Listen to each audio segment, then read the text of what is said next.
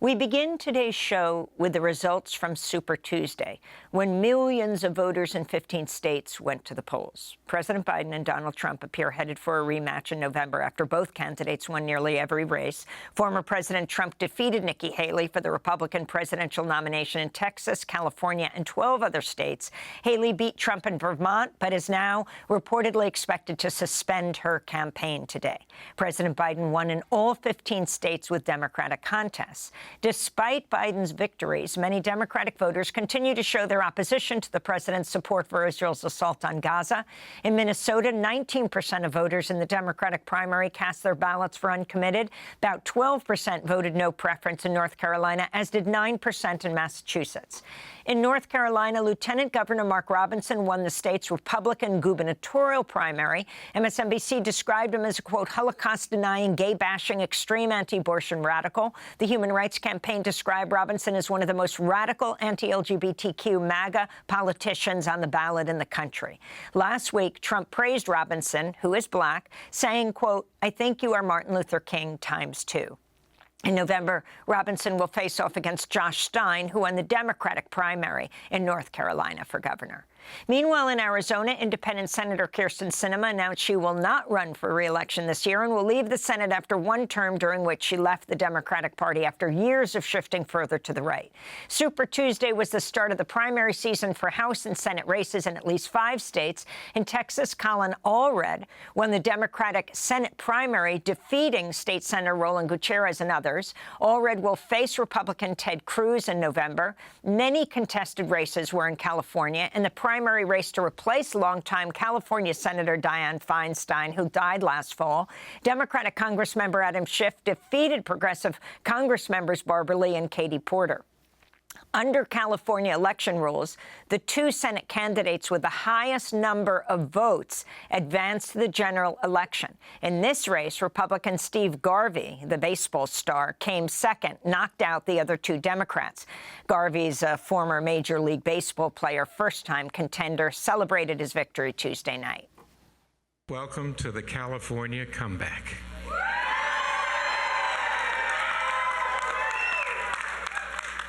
What you are all feeling tonight is what it's like to hit a walk-off home run.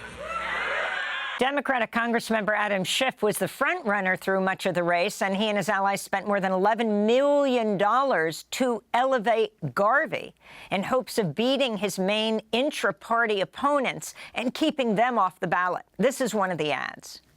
Democrats agree. Conservative Republican Steve Garvey is the wrong choice for the Senate. Our Republican opponent here on this stage has voted for Donald Trump twice. Mr. Garvey, you voted for him twice. As you wrote me in, what is your decision? Garvey is wrong for California, but Garvey's surging in the polls. Fox News says Garvey would be a boost to Republican control of the Senate. Stop Garvey. Adam Schiff for Senate. Meanwhile, this is part of the concession speech Tuesday night from Congressmember Schiff's opponent, Katie Porter, who slammed Schiff's spending during the primary. Our opponents threw everything, every trick, millions of dollars, every trick in the playbook to knock us off our feet, withstanding 3-to-1 in TV spending and an onslaught of billionaires who spent millions peddling lies, and our opponent spending more to boost the Republican than promoting his own campaign. You gotta be kidding. Also on Tuesday night, protesters chanting ceasefire now interrupted Schiff's victory speech.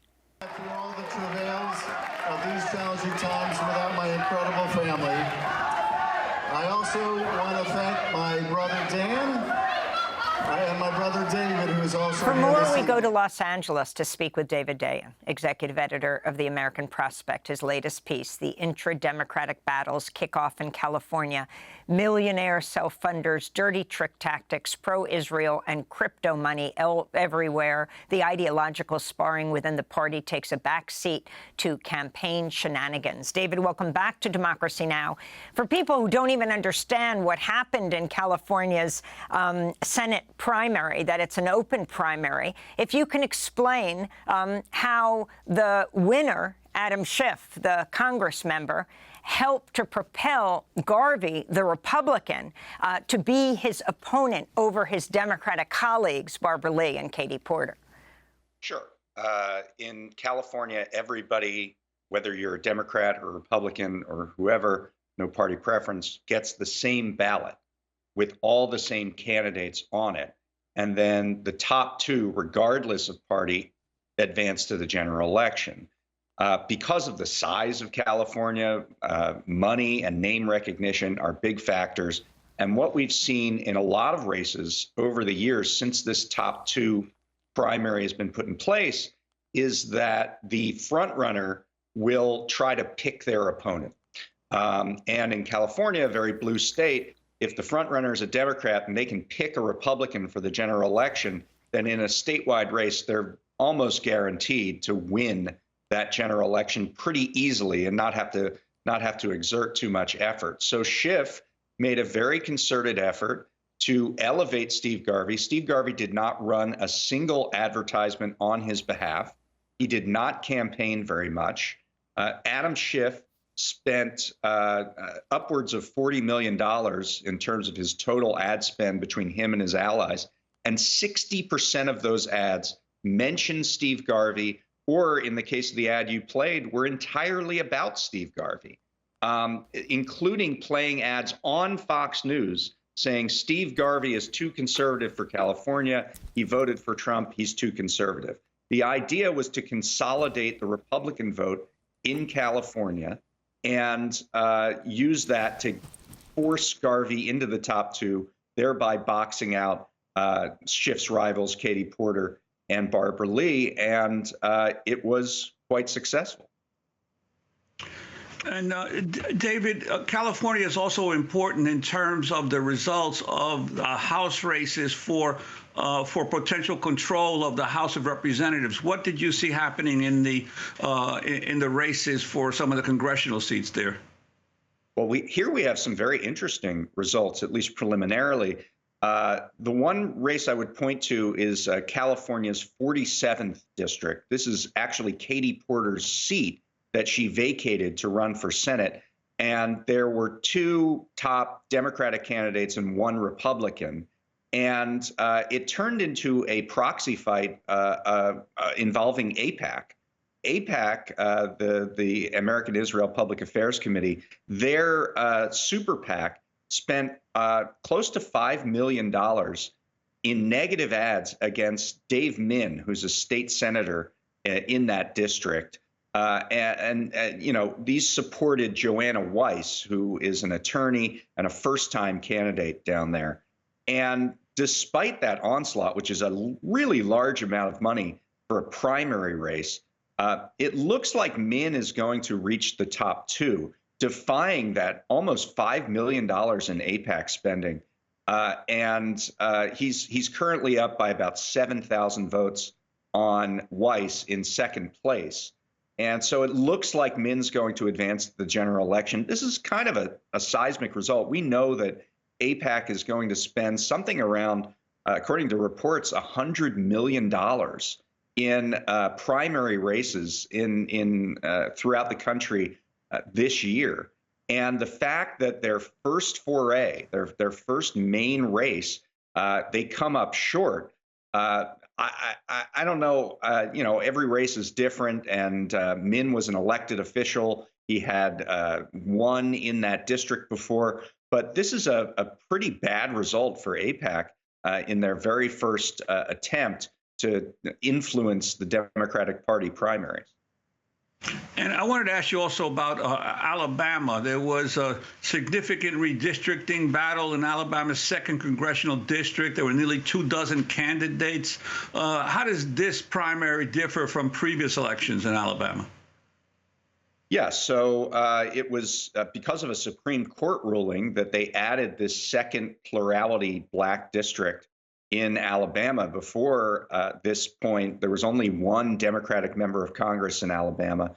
This was a second district, and as you say, it spawned a free-for-all, opened up people who lived 200 miles away from the district were running in this race because it was a rare Democratic leaning seat in Alabama. What happened was there's going to be a runoff in April between the top two candidates because nobody reached a majority. One of them is a guy named Shamari Figures, who's the son of a state legislator down there, who was boosted by a good deal of support from the crypto industry, got millions of dollars of ads on his behalf from a crypto super PAC. I should mention that in California, in addition to this spending by Schiff, elevating Steve Garvey, Katie Porter was subject to $10 million in negative ads by the crypto industry, by a crypto super PAC. And the combination of that, the elevation of Garvey for second place to box her out, and this heavy negative spending. I mean, practically all of the ads that I saw in the run-up to the election were negative ads against Porter or these ads against Garvey that were kind of too clever by half.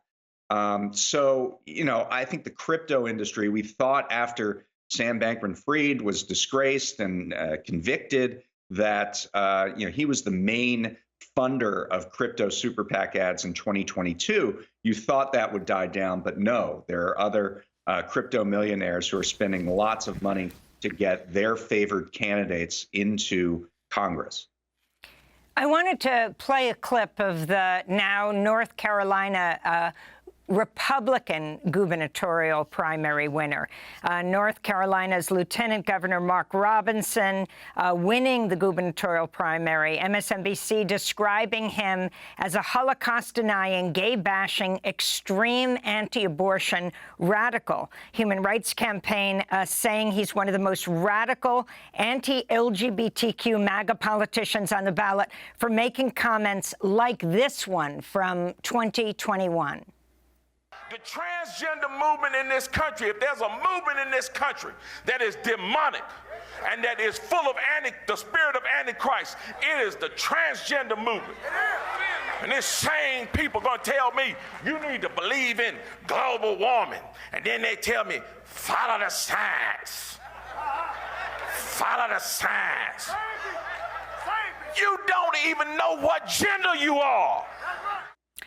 David Dayen, Trump praised Mark Robinson, saying, I think you are Martin Luther King ×2, the significance of this primary victory for him. Well, we've seen all over the country in past elections, Republicans nominate very extreme figures that end up hurting not just their own candidacies, but the candidacies of other Republicans in these races. We saw it in Arizona last election with Blake Masters, very extreme Senate candidate, and Kari Lake, the gubernatorial candidate, both of whom lost. We saw it in Pennsylvania with Josh Shapiro had a very large gubernatorial victory against an extreme candidate. So what tends to happen is that when Republicans nominate these real far-right candidates, their rhetoric, their comments get elevated, and other Republicans have to answer for them. And I think almost certainly we're going to see that with Mark Robinson.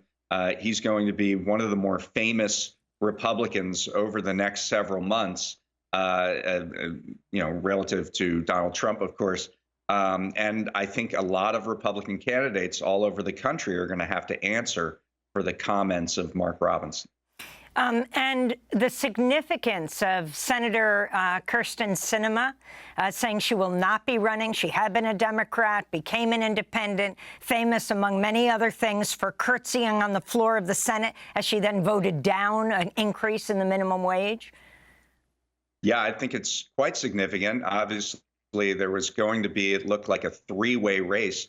Sinema had left the Democratic Party and became independent this year.